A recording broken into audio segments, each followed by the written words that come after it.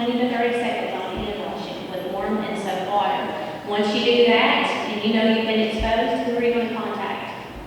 You will contact your supervisor. Usually your supervisor will contact the school nurse, and there is paperwork, and just explain what that paperwork is to define the incident, and also we want to get you to a healthcare provider within 24 hours, just so if they need to do blood work on you, and if you need a prophylactic antibiotic, because if you get bitten, broken the skin, 9 times out of 10 you're going to be prescribed an antibiotic or something like that, just prophylactic. Okay, so the goal is know how to protect yourself, gloves, exposed, hand washing, contact, and then if you have products or anything like that, know how to dispose of it. You just don't want it to be sitting in a garbage can. You want to have it sealed up and then make sure it's properly disposed. Okay. Questions on that? Just contact your powers to be. Hands-only CPR. I think I went over it last year. The big thing about hands-only CPR, you see someone that's unresponsive, you're going to acknowledge, hey, are you okay? You're okay? He's not doing anything. Who am I going to call? Best Lodge, or if you're at home, call 911. 911 will give you directions on what to do. Then the next thing you want to do is what? You're going to go to the center of the chest, hand over hand, and you're going to push what? Push hard and push fast at center of chest. Okay? You're going to do that until who gets there? Until 911 can get there, or you physically are going to be in a safe position. Okay? That's pretty much that's CPR in a nutshell, but I will say if you call 911, they will tell you everything that you need to know on how to check responsiveness and how to administer compressions. When you're not trained, they don't focus on breathing, they just want you to focus on compressions. Compressions gets the blood pumping and flowing, which you're hoping you'll keep stroke apart. All of our schools does have AEDs. We have over 50 AEDs in our school district. So if you feel like that's, you don't want to have the best garage. Just to let you know, if you have someone that's unresponsive and not one tells you have an AED nearby, you know where it goes at. Okay? If you have questions on that, just ask your supervisor. They'll be able to tell you about an AED. What is an AED? It's an automated external defibrillator. So pretty much, if you ever had to jump start your car, I'm sure y'all had to do that, y'all best drivers, so you won't have to do that. So pretty much that's what an AED does. It's going to jump start your cars. Okay? It's going to shock what needs to be shocked. So it automatically does something external, individual, and defibrillator is going to shock it needed. Stop and bleed, just kind of starting to talk about this into the schools, since we've had so much mass casualties and stuff in the schools. And some of you probably are farmers, I don't know, you might run into issues like this. If you have an issue that you've got someone that's bleeding really, really bad, the first thing is you want to apply pressure with your hands as much as you can. So if you've got a jacket, a shirt, or something like that, just get it and put direct pressure, and don't let go of it until you're getting ready to put like a belt or something like that to put a tourniquet. So the take home on that is if you see someone bleeding, you're just going to put pressure. Okay, you're going to put pressure. What does pressure do? It's going to stop it from pumping, right? Keep it from bleeding. You let go of that, it's going to keep on pumping. So you got to put pressure on it. Once you put pressure on it, if you're able to put some kind of fabric or material over it, then that's good. But the goal is like, for instance, he's got suspenders. Maybe you can use those suspenders. If you got a belt, use a belt. Where are you going to go above that point that's bleeding? You're going to go right above it. So if I thought I could get in my arm, where would I put it? Above it, closer to my heart. Okay? If it's in my leg, at my knee, where would I go? At my thigh. Okay? If it's at my neck, don't put a tourniquet around my neck. Okay? Just saying. Don't do that. But you just put pressure. Okay? That is how you're going to keep someone from bleeding out. Okay? If it's at their stomach, if they've got injured at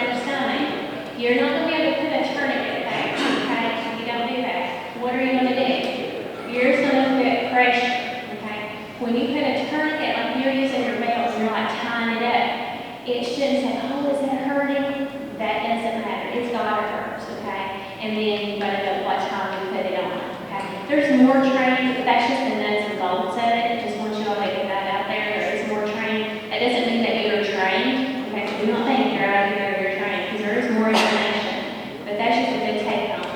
If you are in the farming injured, farming, and you fall off the tractor and you get hurt, you've got to put pressure, you've got to stop that bleeding, okay?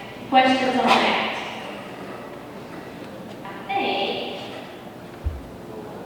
Sorry, I was putting this together last night. Yes, okay. So, this year, what we're doing is a little different on our checkoffs, okay? Our checkoffs are divided into 9 groups. After talking to the bus garage, you all do by your elementary bus routes or special ed. Do you know your bus route? Do you know what school you're affiliated with? Yes? Okay. So, pretty much that's who you're going to be with. But I have lovely assistants back here, nurses. I have 15. Yay! They're going to be here all year. Yay! They're going to have signs. Carol Lee, who is our assistant health coordinator, put the dentist today without her. She has signs that she's gave the nurses. I do know that special ed is in the library. Okay. So trying to get it a little bit more organized. So you will be breaking up into groups. Let's see here. It's 9:37.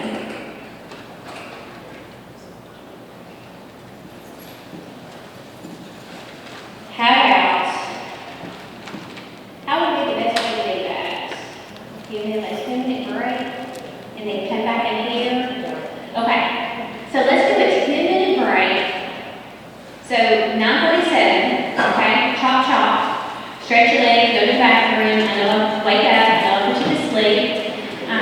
Come back and we'll break up into our groups.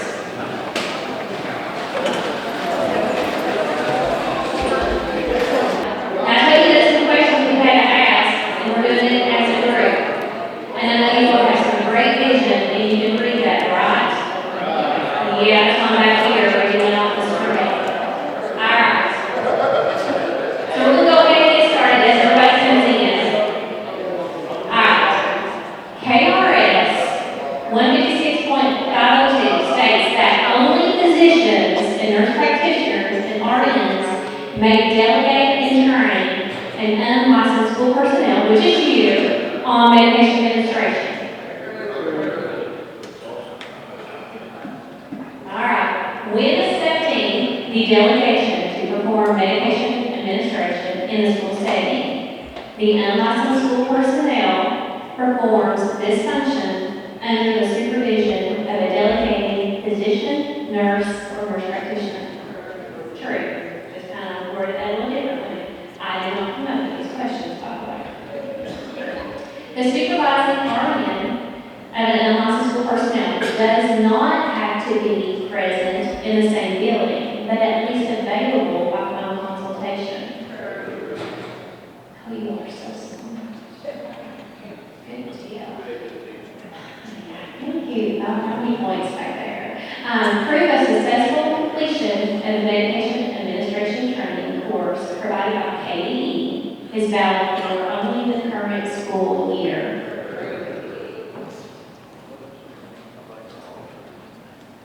I'm going to say the abbreviation. The VRBA is the federal law that protects student educational records, including health records, and may only be shared on a need-to-know basis. According to KRS 158.838, each school district is required to have at least one school employee who's met the requirements of school health services, which is the KRS for that, on duty during the entire school day to administer glucagon and Diastat. So the school district has to have at least one person in the school knowing how to administer that. Is that correct? Correct. But we go above and beyond. We want everybody to know. Okay? Everybody. Alright. According to KRS 158.838, the parents or guardians must be notified 1 month prior to the expiration date of the emergency medication, glucagon, Diastat, gel. They need to know, true. They need to notify on all medication that has expiration dates within 30 we all know how it is to get a doctor's appointment. It's not easy. KRS, that number permits a student to self-carry and self-administer emergency medication to treat anaphylaxis. True. Students are able to carry their emergency medicine if the doctor says they can. For intervention in a life-threatening situation, emergency medications that a registered nurse may train and delegate to unlicensed personnel to administer glucagon, EpiPen, Diastag, Clonidine, all that. True. Yes. So we may train and delegate. All right. What is diabetes? Is it the inability to produce insulin, the result of eating too much sugar? That would be me if that was the case. A contagious disease, or the result from eating too much junk food. Diabetes is the inability to produce insulin. Hypoglycemia is another term used for low blood sugar. All right, which phrase is true about hypoglycemia? Is one of the most frequent complications of children with diabetes who receive insulin? Is it a condition that involves the heart? Or is it a condition where swelling of the eyes and lips or tongue? Or is it a condition where there is itching and or hives in the throat and mouth? It's A. It's complications with children with diabetes who receive insulin. When may glucagon be prescribed to be administered? When a student doesn't feel well? When they have fever? When they're unable to take food or liquid by mouth? Or complains of being very thirsty? C. You administer emergency medication glucagon, but they cannot take it safely by mouth. What are some potential causes of low blood sugar level? Is it too much insulin, delay in receiving snack meal, or increased physical activity? All the above, all of that. Well, when is that going to happen? If it happens on your bus? Usually in the morning. As school nurses work really hard at 2:30 on to get these diabetics where they need to be. How is glucagon administered? Is it by mouth, nasally, injection? Okay, so this is kind of a trick question, okay? It's actually, it can be administered nasally or injection. Glucagon, we think of that orange box or that red box, but it's also that new medication called Skinny. So anything to correct a low blood sugar emergently can either be administered nasally or injection. Because we don't get anything by mouth because if they need it, they're not going to be able to eat, right? So it's going to be both B and C. What would you do first if a student becomes unconscious and needed an emergency medication administered? Call a parent, designate someone to call 911, call the school nurse, call the student's physician. You're going to call for help. You're going to call for 911, okay? As the best as with you all, how do you activate 911? Who do you call? Bus garage, okay? Instead of y'all are out there and there's no cell phone service, so you have a probably a different way of handling that, right? I think. Radio dispatch. Okay. Anaphylaxis may be caused by what? Insect stings or bites, foods, medications, or all the above. That was a stink. Fire. Anaphylaxis is a life-threatening emergency. Good deal. Signs and symptoms of anaphylaxis include itchy skin and eyes, swelling and flushing of the lips and throat and tongue, wheezing, shortness of breath, coughing, hoarseness, and loss of consciousness. All the above. Where do you inject an EpiPen? The outer thigh. Clothes on, clothes off. You do not remove no clothing for an anaphylactic. So clothes must be removed before those walks. Sorry, I was trying to change it up. One of those will confuse me. 22. If administering an EpiPen is necessary, the EMS should be called because the effective epinephrine will only last 10 to 15 minutes. Ready. After using the EpiPen, auto-injector, you should dispose of it, send the used EpiPen, dispose the EpiPen into a sharps container, or send it back home with the student.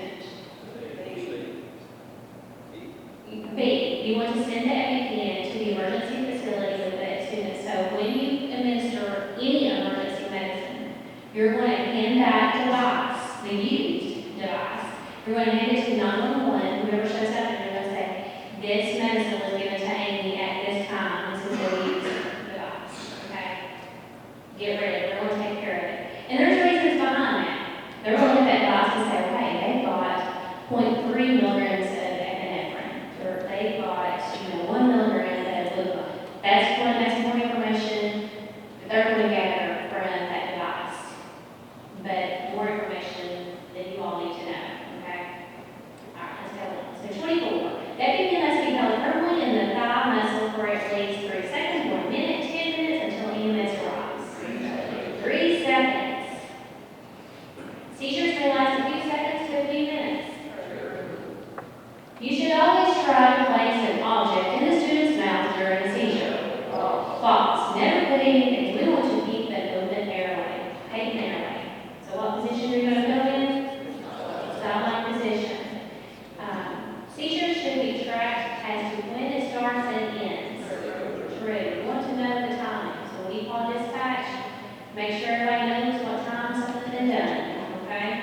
When it ends, let them know. And I think everybody will know what it ends. Because we'll be seeing how late it's right. A student should not be restrained during the seizure. True. Don't restrain anybody.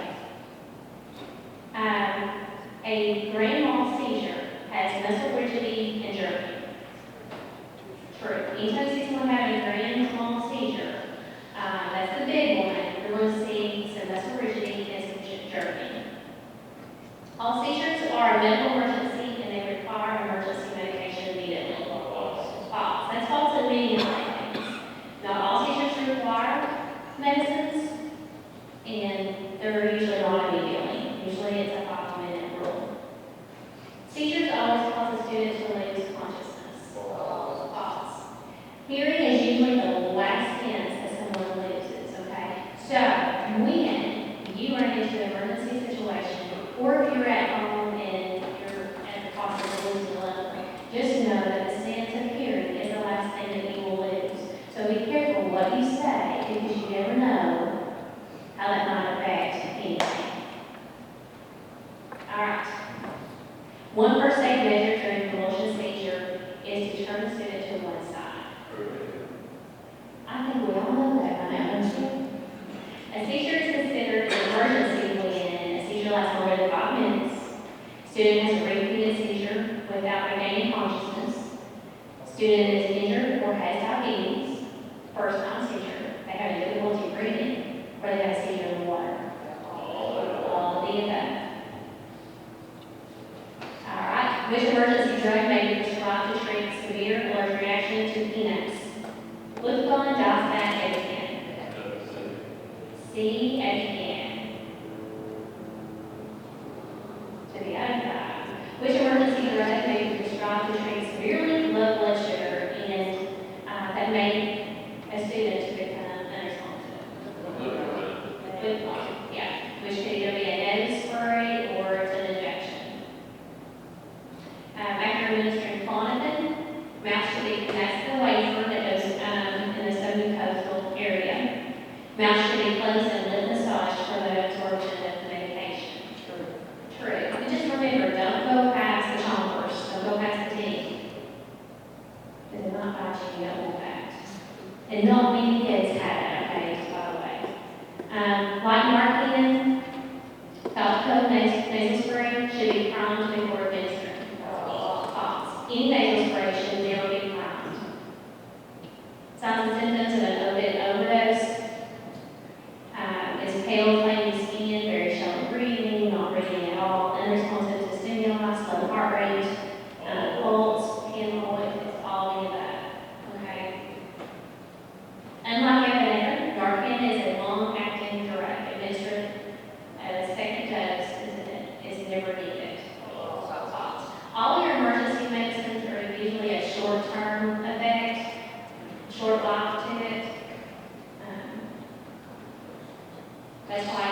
do by your side, 911, EMS. If a person recovers quickly, transporting for the further medical treatment is not necessary. Listen, in a school setting, if you have anybody's received any of these medicines, they need to go to the nearest hospital. Okay. Thoughts? Also, what we do in the schools, if the parent shows up and they say, I don't want to go by 911, that's a parent guardian decision. We don't make judgment by that because they probably have dealt with that. But we let them sign at the EMS is there. We let the parent do all the signatures. As a school personnel, we never make that call once 911 gets there. We do not make that call. No, we don't need you now. We make that call, they